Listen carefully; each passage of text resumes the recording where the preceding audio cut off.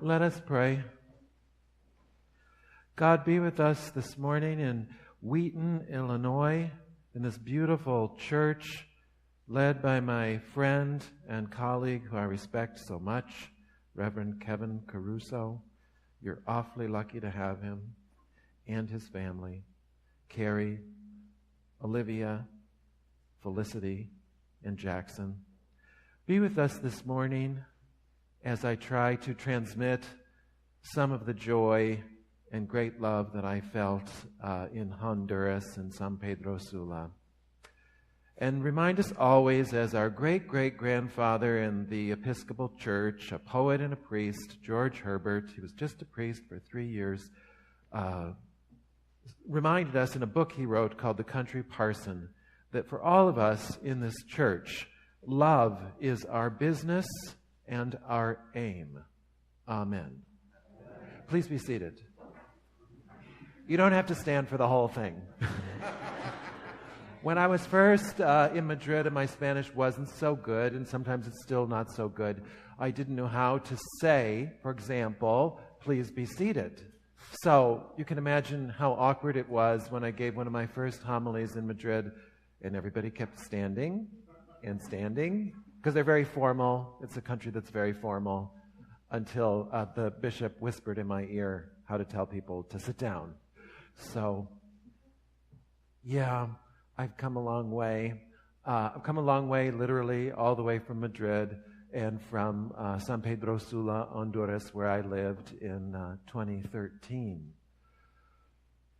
Oh, so I'm a little nervous. This does make me a little nervous. I am an introvert. I am shy. And so to stand up here in front of you all and hope that you're listening makes me a little nervous. I'm a proud member of a program called Al-Anon, and an old-timer in one of those meetings once told me, don't worry about being nervous. It's God just trying to shake the truth out of you. So here we go. That was about as comforting as when I was in Honduras one day and teaching. And, it was a very difficult environment to teach, and I hadn't ever really taught. And I got a little rock thrown at my head one day after class, just to give you a little tableau or idea of how difficult this was. And then one of the tias, one of the lovely women that take care of those girls in that home, said to me, because it hurt. I wasn't bleeding or anything, but it hurt. And she was like, don't worry, that wasn't a rock. That was just a really hard seed that feels like a rock. So it's like, great. That makes it so much better. Before the morning began, I was with Carrie and the kids in the kitchen, and Cece. Do you know Cece? Oh, yes. Everybody knows Cece. So I know her now, too. And she couldn't stop hugging me, just kept hugging me and telling me that she loved me and she loved me. And I thought, where does this go in the world? Why don't we all just do that all the time? Any answers? This goes all the way back to Paul, who we read today, and not in Thessalonians. Kevin will know, because Kevin was one of the smartest seminarians, and I was trailing after him, scribbling down everything he said behind him, just to pass my Old Testament and New Testament exams. I think it's in Galatians, he says, for all of you are one. Isn't that right? Is it Galatians? Yeah, I'm pretty sure. 6. For all of you are one. And I just kept thinking, I started the tour in Memphis in front of Martin Luther King's museum where he was assassinated. And that simple phrase, for all of you are one. Why do we have such a hard time getting that right? From the first century onward, from Paul running around, sending out all of his letters, until now, the racial tensions in the United States of America that I witness much more strongly living outside of the United States. And I don't like it. It makes me very sad, and I don't understand it. I don't understand much. But I felt that unity with Cece hugging me, like as persistent as Paul in the Bible. I love you, I love you, I love you. Did you get it? Did you hear me? I love you, I love you, I love you. And if you didn't get it, P.S., I love you. Even when I left the rectory this morning, she said, no, you got to come back because you got to give me a hug before you go do what you're going to do today. So, I'd like us to just ponder and think about that unity.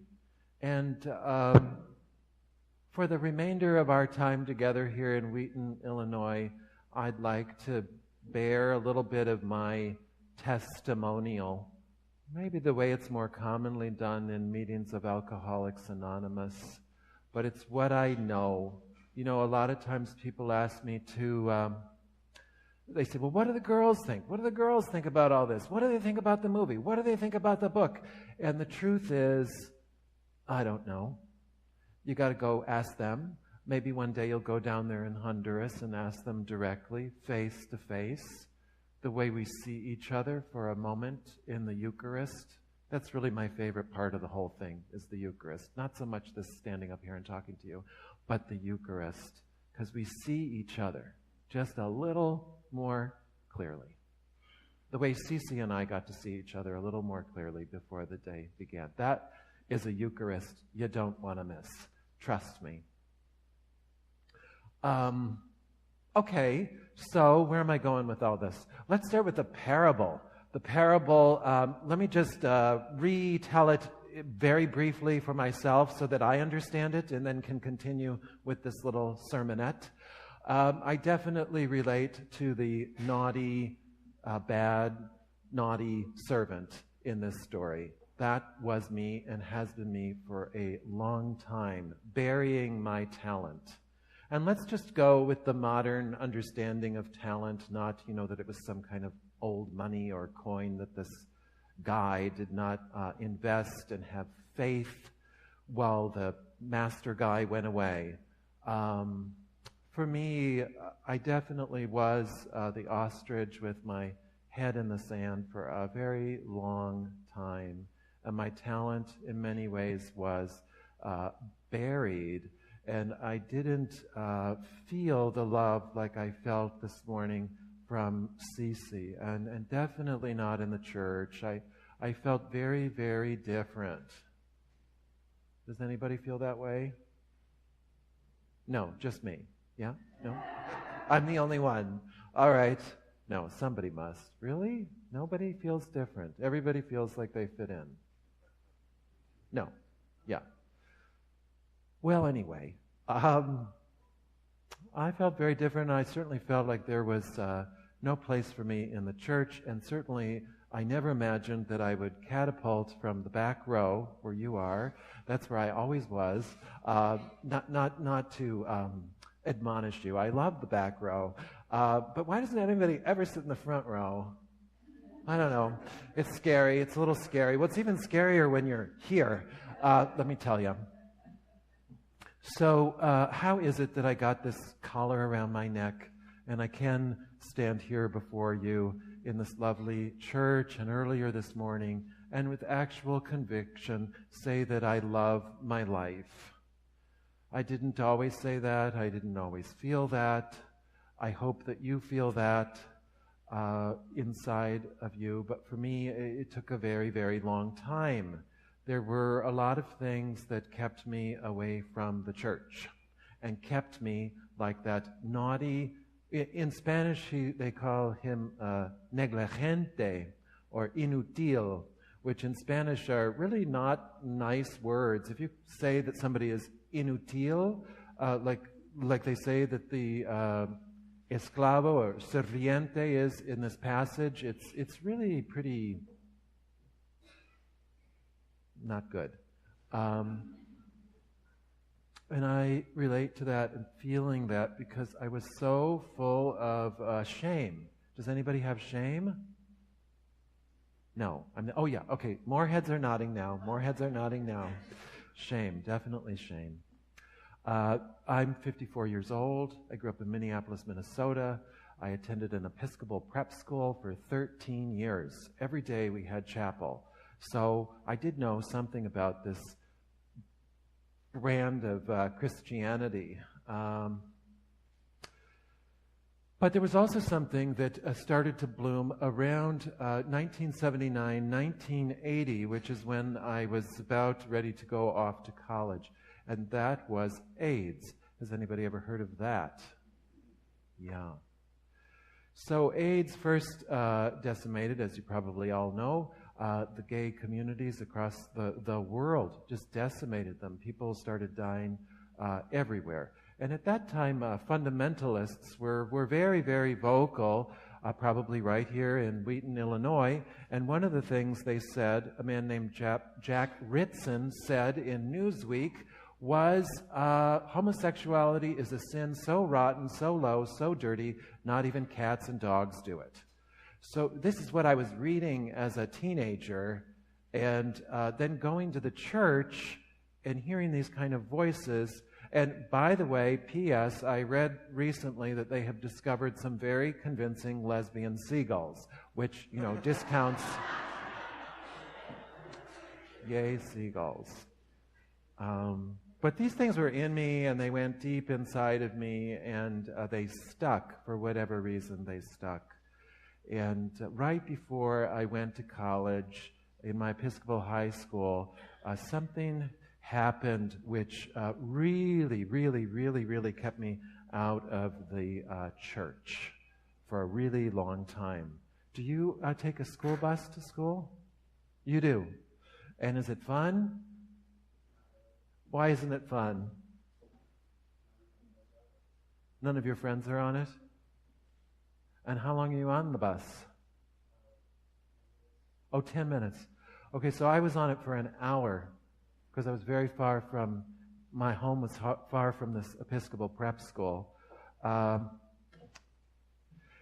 on this bus, there were many boys that were teasers and bullies, and this was 1979, so place yourself back then. School bus going to the right, going to the left, going to the right along the Mississippi River, and one of the boys on the bus was named Daryl, who was from Chicago, from this area, and I'm glad to call his spirit back into the world for a moment. Maybe he is still with us in some way. And the boys began to kick him and spit on him and call him a word that is probably, to me, as ugly as nigger. And that word is faggot. And that was said to him loudly, repeatedly. The bus driver kept going. Nobody said a thing. Kicking, spitting. Blood started to come out of the corner of Daryl's mouth. He was a senior. He was 1 year ahead of me, getting ready to go to college. Daryl got off the bus. He went home from that Episcopal prep school that had trained him well, found a rope in his parents' basement, put it around his neck, and he hung himself.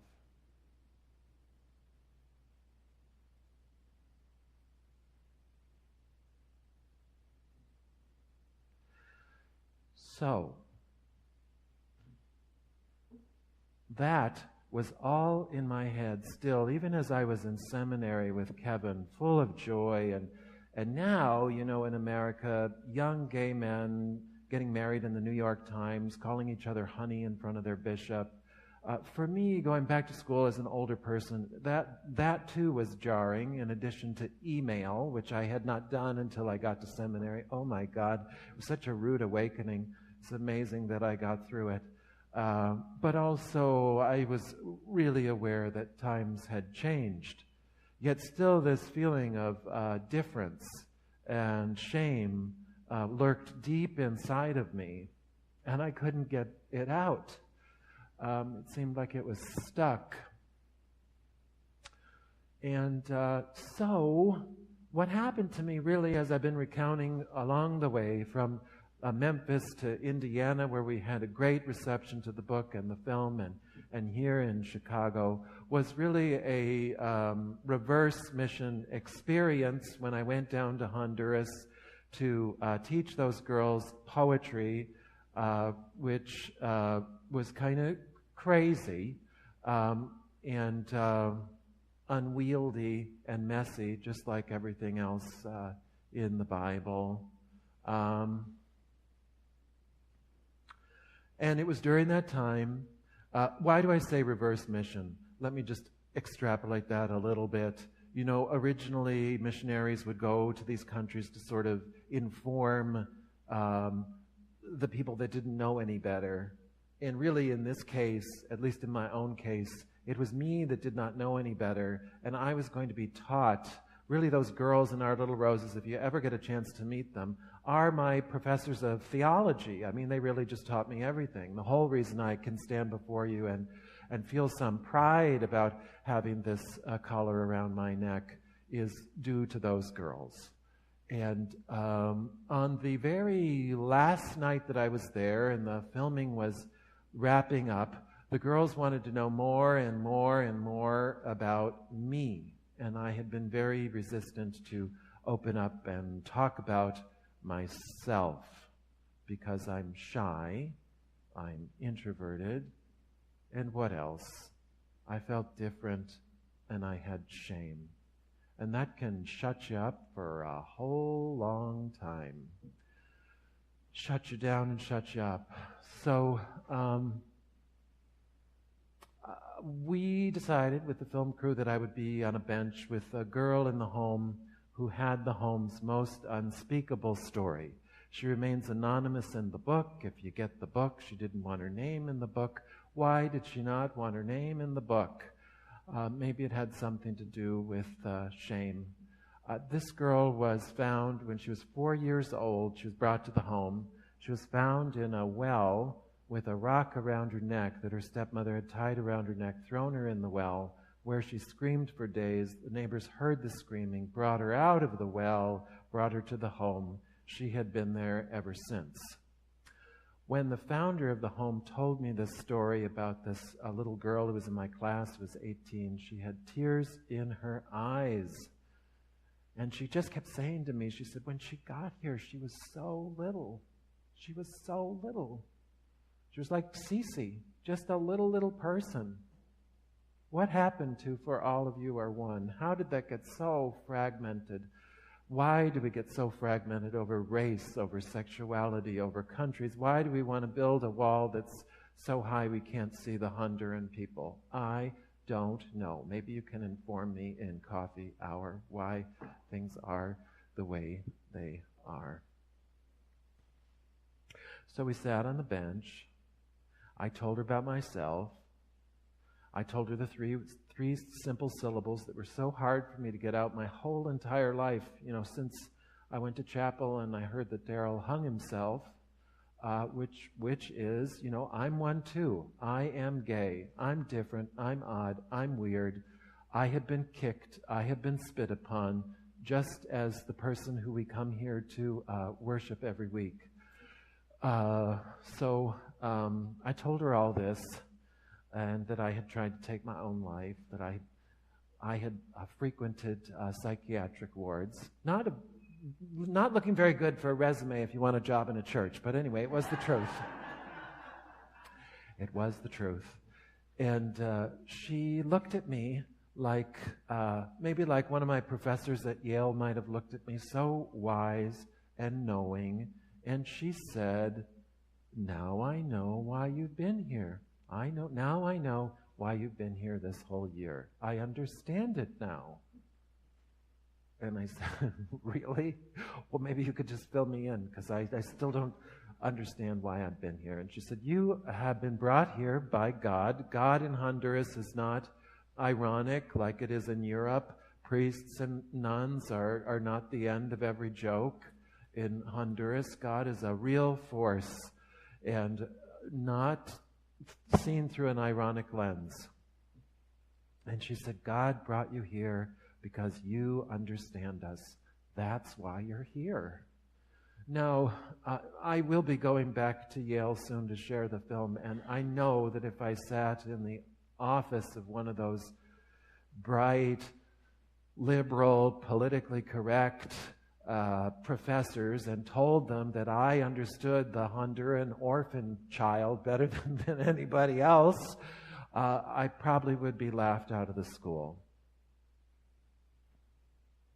She said, you understand us because you, mister, know what it's like to be thrown away. You know it. And that's why God brought you here. So, well, that was very illuminating. It was also, I think my life really changed in that moment. I think a big part of my ego really died. If you ever get a chance to read Richard Rohr, who's a lovely man, written a lot of wonderful things, one of the things he says is that the ego must die for the spiritual life to advance.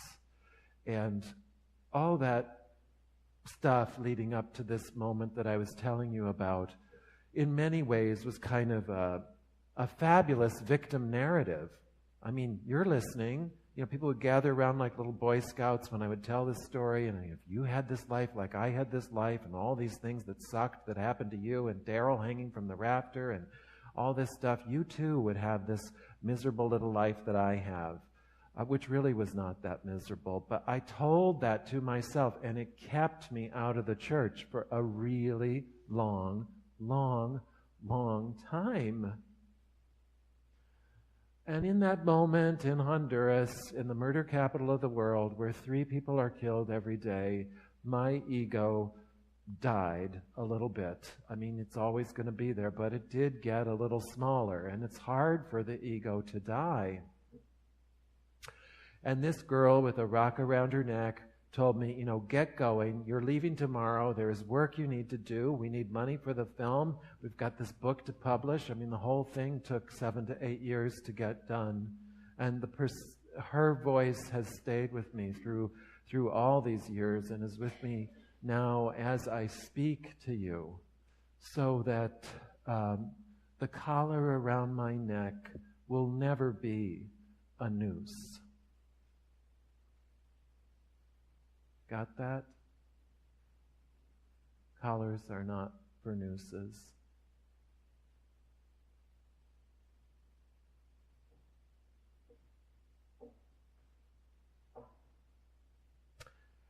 This life is precious.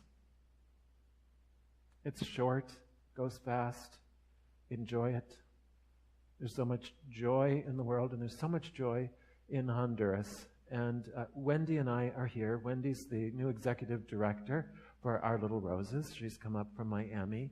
And last night, before I was going to sleep, Cece asked me to read her a bedtime story. Just that listening that happens in a family. The words repeated over and over again, hugging each other, her again telling me that she loved me. That little story of Christmas Eve, Santa Claus coming down. It was the night before Christmas when all through the house not a creature was stirring, not even a mouse.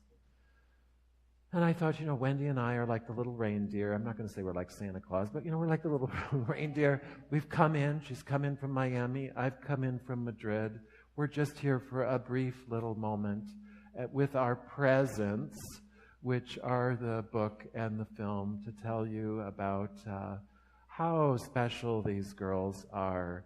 And they've written amazing poems. The film is absolutely beautiful.